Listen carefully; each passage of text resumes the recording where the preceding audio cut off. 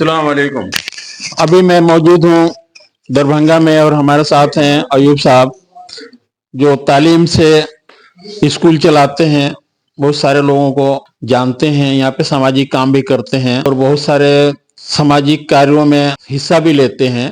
तो आज मैं उनसे कुछ बातें करूंगा तालीम के मसले पे कि हमारे समाज के लोग बहुत सारे पिछड़ गए तालीम की वजह से।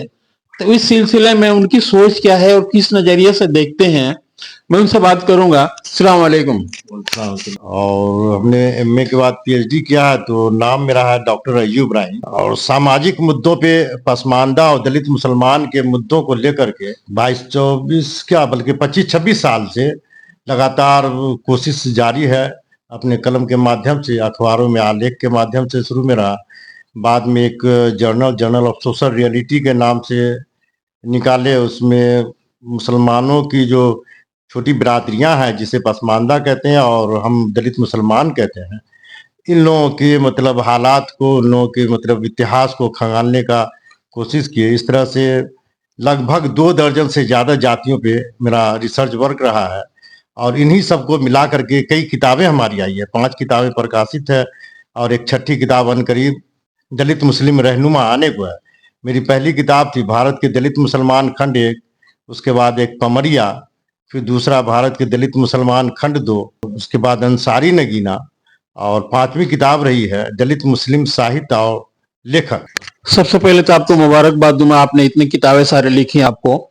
और मैं ये जानना चाह रहा हूँ कि अभी बहुत सारे एक्टिविस्ट हैं हमारे महाज के, खास करके ज्यादा अंसारी हैं। बहुत सारे लोग कमेंट्स इस तरह करते हैं कि इस पर अंसारी हावी है, बाकी कम्युनिटी के लोग नहीं आते हैं।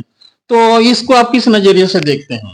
पसमानदा आंदोलन की जो बात हम लोग करते हैं ना, तो जमीनी तौर पे पसमानदा आंदोलन भी कुछ कम ही लोग चला रहे हैं। बहुत ज्यादा जो लोग नजर आते हैं वो सिर्फ फेसबुक पे नजर आते हैं, सोशल मीडिया पे, और हमको लगता है वो लोग उतना ही दूर है। और जमीनी तौर पे काम हो रहा है पसमानदा आंदोलन। ये सही बात ये भी है कि मतलब अंसारी बिरादरी के ज्यादा लोग हैं, उसकी वजह है जिस आबादी ज्यादा है, ज्यादा पढ़े लिखे लोग हैं। आज़ादी के बहुत साल पहले से ये लोग जागरूक हो चुके थे, तो जाहिर है कि मतलब इनकी समझ सामाजिक और राजनीतिक रूप से मतलब बढ़ी है, तो ये ज्यादा आगे आ गए हैं। और अच्छी बात है, कोई ना कोई लीडर बनेगा, कोई ना कोई नेतृत्व करेगा। और दूसरे समाज के जो लोग हैं, राइन हो, मंसूरी हो, कसाब हो जिसे कुरैशी कहते हैं, रंगरेज हो, धोबी हो, हलालखोर हो, तो इस तरह की और बहुत सारी बिरादरियां हैं, नालबंद वगैरह, मिरासी है, मिर्शिकार है।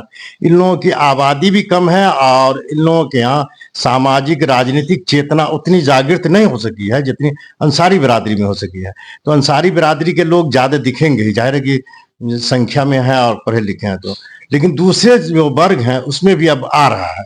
तो पसमानदा आंदोलन के नाम से, दलित मुस्लिम आंदोलन के नाम से और कई दूसरे मतलब सामाजिक संगठनों के नाम से जो लोग हैं वो आंदोलन चला रहे हैं। कुछ लोग मतलब सिर्फ सोशल मीडिया तक, कुछ लोग लेखनी में, कुछ लोग मतलब इलेक्ट्रॉनिक मीडिया जो बाजाप्ता है, टीवी चैनल वगैरह, उसके माध्यम से भी आंदोलन को अपनी धार दे रहे हैं। आज के दौर में मैं देख रहा हूँ कि चाहे इलेक्ट्रॉनिक मीडिया हो, प्रिंट मीडिया हो या सोशल मीडिया हो, सब जगह पसमानदा की चर्चा आम हो रही है। और बहुत सारे लोग जो नहीं जानते थे वो भी पसमानदा की बातें करने लगे हैं।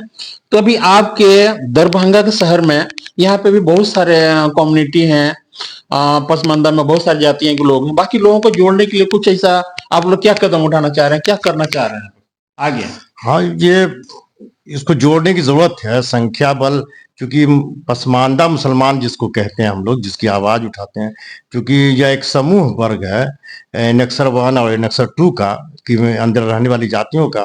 और एनेक्सर 1 या 2 में कुछ ऐसी जातियां भी हैं जो दलित, गैर मुस्लिम दलितों की तरह मतलब नाम और काम वाली जातियां हैं। तो इस तरह से दलित कैटेगरी की जातियां भी है। तो इन सब जातियों के अंदर शैक्षणिक जागरूकता बढ़ाने की जरूरत है और सामाजिक चेतना को जागृत करने की जरूरत है। असल है कि सामाजिक तौर पे, क्योंकि वो दलित आंदोलन जो हिंदू समाज में चला, उसकी धार, और मुस्लिम समाज के अंदर जिसको हम लोग दलित कहते हैं या पसमानदा फिलहाल कह करके काम चलाते हैं हम लोग, तो उसके अंदर उस तरह की मतलब चेतना जागृत ना हो सके या न सामाजिक आंदोलन हो सके। और उसकी वजह रही कि धार्मिक बनावट भी है। तो चूंकि बीइंग मतलब है मुस्लिम, हम लोग इस्लाम धर्म को मानते हैं, तो कुछ धार्मिक बंदिशें भी आ जाती है बीच में, जिसकी वजह से बहुत ज़्यादा खुल करके आ नहीं पाते हैं कुछ लोग जो आंदोलनकारी हैं, सामाजिक आंदोलन चलाने वाले लोग हैं। लेकिन अपने जो पसमानदा वर्ग के लोग हैं, जो दलित मुसलमान वर्ग के लोग हैं, इन लोगों के बीच में जा करके हम लोगों को उन लोगों के अंदर शैक्षणिक जागरूकता के लिए और सामाजिक चेतना जागृत करने के लिए काम करने की जरूरत है। एक न एक दिन ये मतलब काम हो जाएगा, क्योंकि हम लोग देख रहे हैं कि 1912-13 से जब सामाजिक आंदोलन शुरू हुआ तभी अंसारी बिरादरी के अंदर ज्यादा जागृति आई। लेकिन 1932-33 के बाद विभिन्न जातीय संगठनों में, रंगरेज संगठन हो, हवारी संगठन हो, राइन संगठन हो, इस तरह के मतलब धुनिया मंसूरी संगठन हो, कसाब संगठन हो, ये सब बनने शुरू हो गए थे। तो वो आंदोलन का एक असर था। तो उसी तरीके से मतलब अगर हम सभी लोग, जो लोग किसी न किसी बैनर के तहत काम करते हैं, वो लोग अपने समाज में जागृति पैदा करने के लिए अगर ये कुछ काम करते हैं तो बदलाव नजर आएगा। अच्छा, मैं जहां तक समझता हूँ आप बुद्धिजीवी हैं, पढ़े लिखे हैं, एजुकेटेड पर्सन हैं, बहुत सारी किताबें लिखी आपने, समाज के लिए बहुत सारा काम करते हैं। आपसे एक सवाल पूछना चाहूंगा मैं, खास करके जैसे अभी गवर्नमेंट ने वक्फ बोर्ड संशोधन बिल दी, उसमें भी गवर्नमेंट ने अपॉइंटमेंट करके दिया हमारे महाराष्ट्र के लोगों को। दिल्ली से भी, महाराष्ट्र में खुद ही गया था, तेलंगाना में भी। इस पर क्या है कि बहुत सारे लोग कमेंट्स करते हैं, बहुत सारे लोग ब्लेम लगाते हैं कि ये लोग भाजपा के एजेंट हैं, भाजपा ने पैसे दिए इसलिए लोग ऐसा करते हैं, बिल को सपोर्ट करते हैं।